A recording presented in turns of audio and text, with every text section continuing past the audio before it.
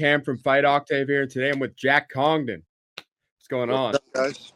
How we doing? Thanks for having me. Good. Thank you for joining the show. So obviously you've gotten the call, Dana White Contender Series. How do you feel? I'm pumped, man. I've been wanting to be in the UFC since I was a little kid. So it's the accumulation of a lifetime's worth of work, kind of coming to fruition finally. So I'm definitely not gonna miss my opportunity. We're gonna go in and get that contract. And obviously your pro debut was in 2022, coming in with a first round knockout. 3 years later, you see yourself now fighting on Dana White's Contender Series. Do you feel like all that hard work has finally paid off now that you're here?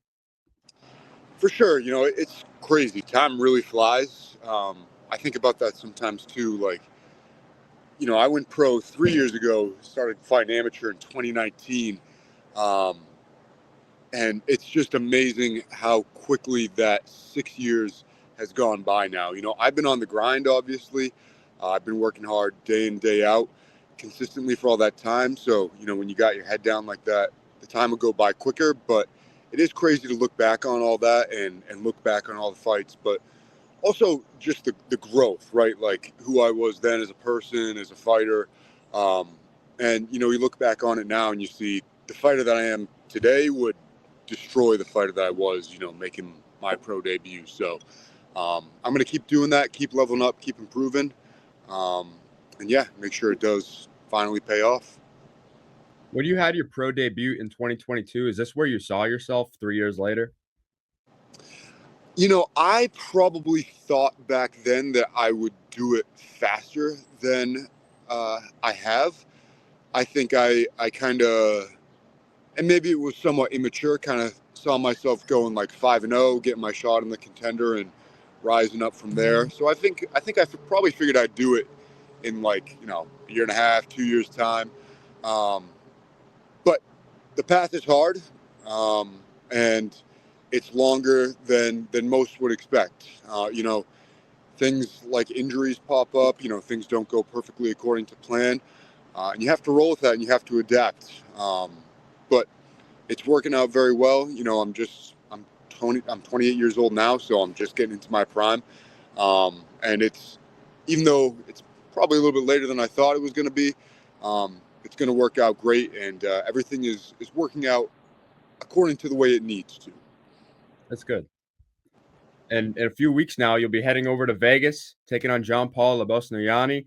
How do you feel about this matchup, and what do you expect from it? I'm excited, man. He's got very dangerous jiu-jitsu credentials. He's well-rounded, but I really like the matchup. I feel great about it. I'm pumped to go in there and show my skill set. Every opponent from here on out is going to be dangerous. My last few opponents have been very dangerous. Starting in my third pro fight there, I was fighting a guy that was a Gracie killer, had to win in Bellator.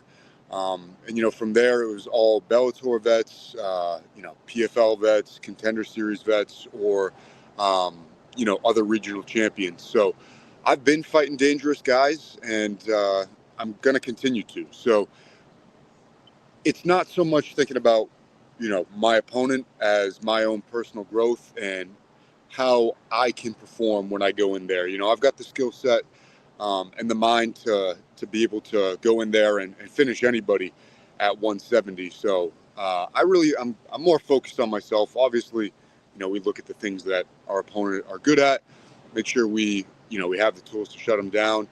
But I mainly stay focused on myself and improving myself and going in there, like I've been saying, as the best version of myself.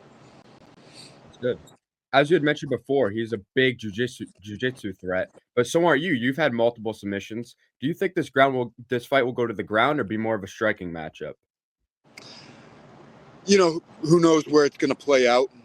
It's not really like me to start shooting takedowns, but like you said, I've got subs too. So wherever it is, I'm dangerous. If he shoots in for a takedown, I've got a lot of subs from takedown defense. I've got subs on the ground too. So, there's danger wherever the fight goes. 100%. And, I've looked at your career. We've been following you for a while. you've had all your fights in Cage Titans. All of your fights have been in Plymouth. So this is the first time you'll be fighting out of not on Cage Titans and out of Cage Titans. How do you feel about that? And what does Cage Titans mean to you? It's exciting. I've loved fighting for Cage Titans. They're the best regional promotion around, certainly in New England, and I think probably across the world. There's nobody like the crew at Cage Titans, and there's no place to fight at quite like Plymouth Memorial Hall.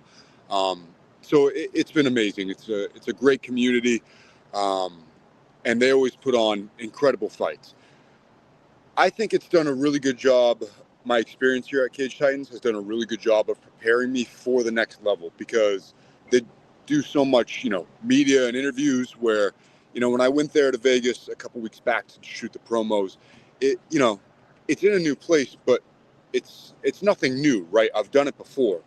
Um, and the environment at Plymouth Memorial Hall is insane. 2,000 people packed right on top of the cage. And so, when I go in there, and the Contender series is in the Apex, and the energy isn't going to be quite the same as if there were 2,000 people, though, seeing the Apex in person, there definitely is a vibe. Um, when I get past that stage and I go and get the contract, and we're going and we're fighting in front of huge crowds, in front of 20,000 people, I'll be used to that energy. So Cage Titans, I think, has done a great job of preparing me, and yeah, I'm always going to be loyal to Cage Titans. I've loved fighting for there, but I'm excited to move on, like I always dreamed of and wanted to in my career, and it's in front of Dana White. So if that wasn't enough motivation, right? For sure. Cage Titans is a great organization. I love them. And, all 7 of your wins at Cage Titans have been all finishes. You've destroyed everyone that you fought. So I wanna ask you, when the Cage Titans crowd is going and, the crowd is into it and they're screaming and yelling, is that gonna be a difference when you're in the Apex and it's gonna be a little bit more quiet? Is that energy shift gonna be weird, you think? A fight is a fight, right? So if you're in the right headspace, you should be able to get the job done no matter what. You shouldn't need the outside influence. Is it awesome, and do you feel that extra energy? Absolutely. But you're going in there with a job to do, and when that intensity picks up, again, you shouldn't need that outside influence if your mind is locked in the right place. 100%. And one of the most memorable ways I could think of the crowd, hyping up a Cage Titans fight is when you fought Zach Davis in that amazing knockout. Can you reflect on that knockout? And do you believe that's the knockout that kind of put you on the map for this? So yeah, that fight was insane. Both of us were good strikers, and he's a pressure fighter, so he's coming forward, throwing volume in your face all the time. So it was just a great clash of styles. Um, and he was a tough guy, man. He took a ton of shots before I finally knocked him out. So it just made for an amazing, back and forth war that people love to see. Now, it's not something I want to do every time, right? You want to go in there and keep it as clean as possible. You don't want to be in a war every time. But it was an amazing fight, and that kind of fight where you have to dig deep, you're bloodied, you're hurt, you know, you don't want it every time, but there's going to be times like that in the UFC.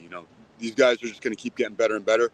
So to know that I have that in me, and that, I can go through that and still win is a massive thing mentally. So that fight was really important in my career at that stage.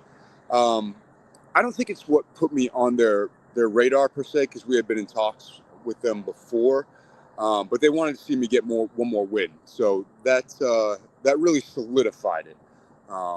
But like I said, we were kind of already in talks before. But a performance and a finish like that can't hurt. 100%. And every time you step in, it seems like it's an amazing finish. Is that your mindset every time you step into the cage, is that I'm going to destroy this guy and there's no looking back at all? Because every time you step in there, it's amazing, it's fireworks, it's a show. And so what's your mindset when you step in the cage? Yeah, for sure. It's absolutely to go in there and dominate and get the finish.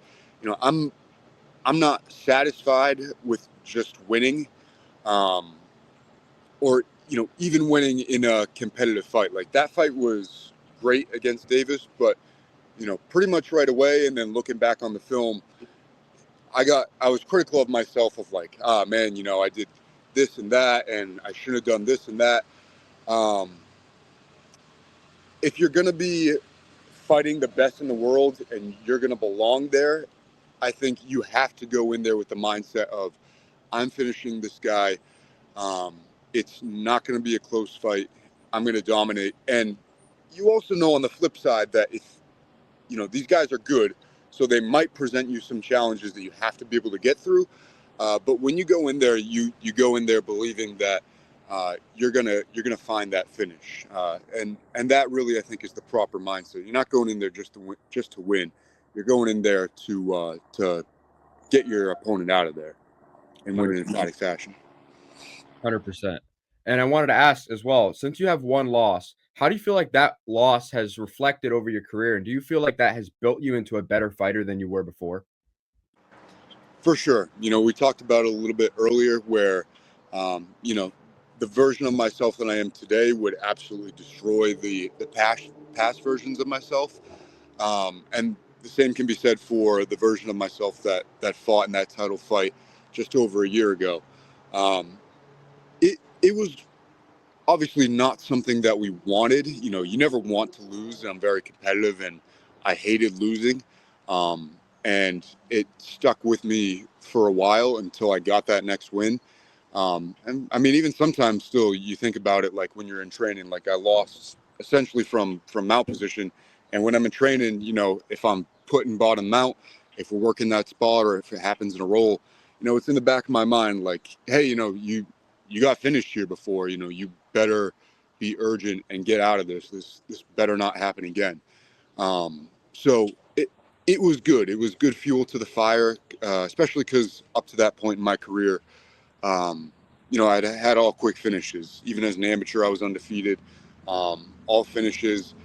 And even going back to like all other martial arts, like doing boxing matches, kickboxing matches, grappling tournaments. I've been in martial arts since I was a kid, and I've been always competing.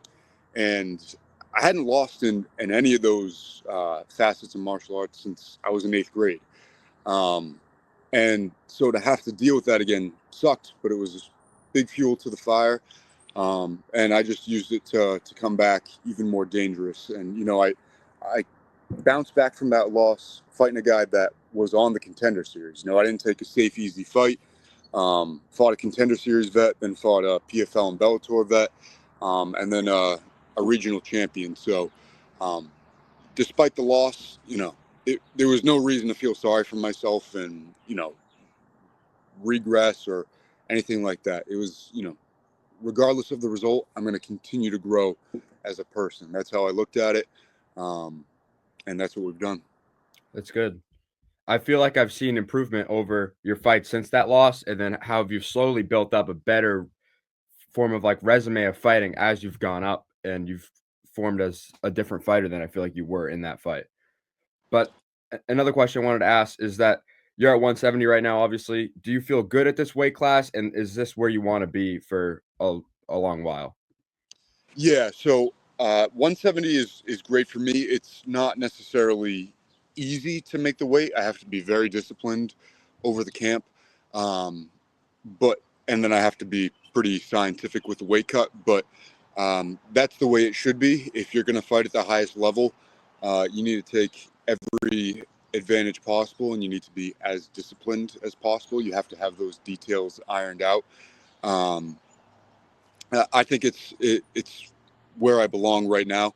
I'm huge at that weight class. And while I have the frame where I could go up to 85, um, those guys, what they fill out to at fight night is like, when I'm coming back from vacation or something and I'm too heavy. So if I were to go and take 6 months, to a year to fill out even more my frame, and to put on more size. I think I could do well at 85 as well, but I'm not looking to take 6 months to a year off right now. I'm looking to, just keep this momentum going. Maybe as I continue to get older, I'll need to fight at 85 eventually. But those, 15 pounds is a big jump. So 170 is definitely the home for now. I'm pretty much maxing out that weight class, and it's like I said, if you're going to be fighting the best in the world, you got to take every advantage you can. 100%. And I wanted to ask you as well. It must be hard fighting on Dana White Contender Series and looking over the horizon and seeing what is behind that hill that you need to climb. Are you focused 100% on this fight, or are you looking forward to what's over that hill? What happens if you win? Yeah, good question. I train in a way where I believe that I could, I build up the skills and I have the belief in myself to beat anybody in the company at 170 and work my way up to that championship. But I mainly focus my attention on the upcoming fight, right? Because that's the step that I need to take right now. I need to go in and win and get that contract, or, then you don't get to go and do the future things. So you can have that long-term goal, but your main focus and body of work is towards that upcoming fight, right? So you can think of those future goals, and picture yourself as the champion. But the first thing in the way is this fight coming September 2nd. So that's my main focus. 100%. Well, I want to thank you for joining the show. Thank you for answering these awesome questions, and good luck on September 2nd. Yeah, thank you, Cam. Can't wait to go in there and do it. Awesome. Thank you guys for watching. Make sure you hit the subscribe button, and make sure you're watching September 2nd. It's going to be a fireworks.